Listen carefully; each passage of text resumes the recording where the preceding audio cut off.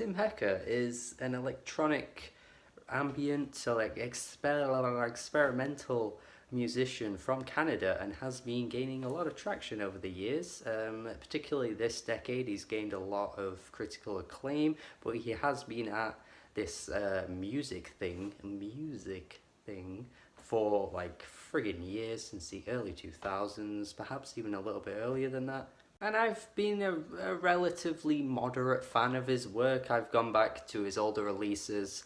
I've really liked quite a lot of his work, you know, Harmony and Ultraviolet, Mirages, Rave Death 1972 from this decade as well. And he does make some really interesting electronic music. I can't take that away from him. However, I've just not really been as fully hyped on his work as a lot of people seem to have been. I'm not entirely sure why, but there's something just holding me back a little bit from his work. He gained a lot of buzz in 2013 with his album Virgins. You know, this was an album that many music fans considered like a top 5 album of the year, one of the better electronic releases that we've had this decade, and of course, me being the arsehole that I am, thinks it's one of his weaker releases. You know, I just do this, I don't know why. I just didn't find the structure of the album to be all that appealing. It didn't really grab me in the same way like Rave Death did,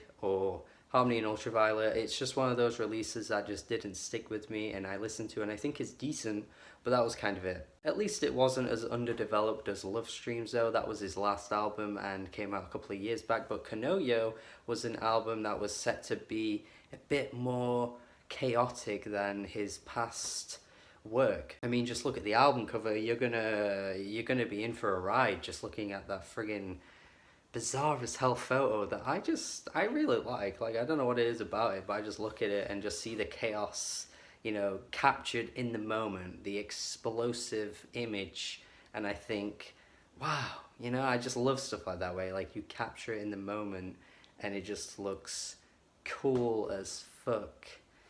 Yeah. So I did think that the music was gonna be representative of the album cover, but I don't think that's quite the case actually. I don't think the music is quite as like manic and as explosive as the photo that covers it. The music on the album is extremely immersive and it does envelop me quite a lot of the time, especially on the opening 2 tracks. The soundscapes that Tim Hecker conjures up is quite wonderful, but at the same time it makes you feel like you're stuck in a dark room, not entirely sure what's going on, feeling a bit lost and not knowing what's gonna happen. You know, you're just on your own, it's dark, something could get you, something could take you away, and you're just waiting to see where it's going. And there are some really high points on this album where it takes you into some strange territory for sure. But I can't help but feel like the drones on this album at times feel quite silent and feel a little uneventful. Like, I'm pretty sure there could have been a bit more to this album in some spots. Is a Rose Petal of the Dying Crimson Light, just feels a little too soft. I mean, it's a pretty nice drone, I must say. It does have like quite a sweet sound to it while also being quite eerie. I don't really know how to describe it, but there is something quite beautiful about the darkness on this track, but it does just feel like it drags a little bit, and it's not even that long of a song.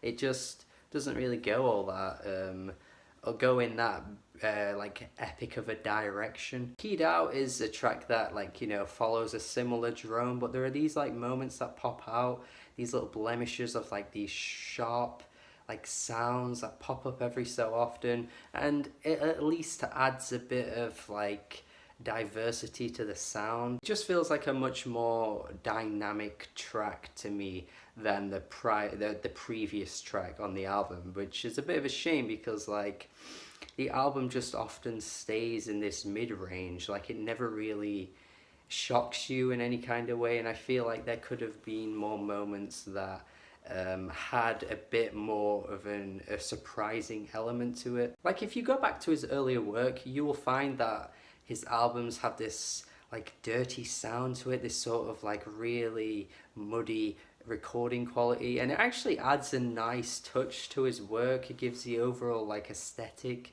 quite an interesting sound, whereas on this album a lot of it feels just very clean, and perhaps it's because, you know, time's gone on and he's got better equipment and all that kind of thing, but it just leaves some of these tracks a little dry, to be honest. Luckily it's not something that affects like the whole album actually.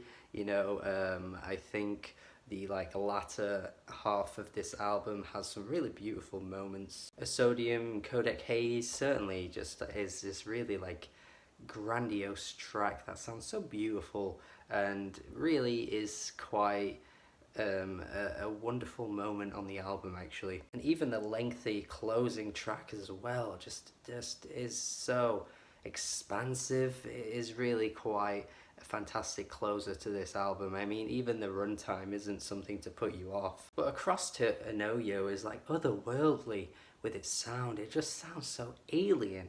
The beginning of the track, and then like the 5 minute mark ish where everything just kind of comes bulging out. That's the kind of like drone I was thinking about earlier, with how like amazing, you know, some of his past work has been, and how like immersive he can be with those drone sounds, and how hazy it can all become, and it can all sound extremely like confusing and just like mind-blowing. And that this is the moment I think I was waiting for the whole of the album. Even though like for the most part it is a good album, I just think I was waiting for that big moment, and I think you finally do get it on the last track. So many interesting sounds come together on this track, and even by the end of the song it just ends up becoming this like beautiful end to the album. And yeah, I'm just totally all for it. In Mother Earth phase is that moment on the album for me where things just sound a bit too clean.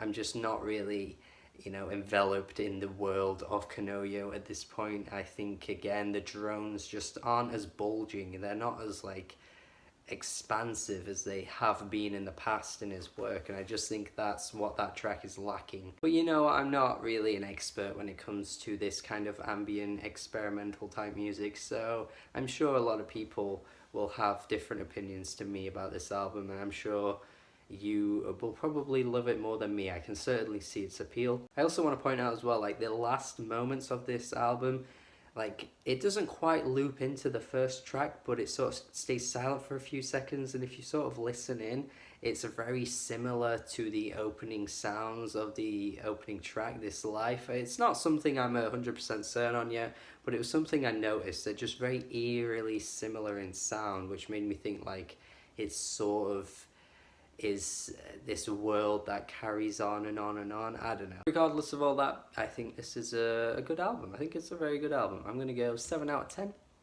Let me know your thoughts in the comments.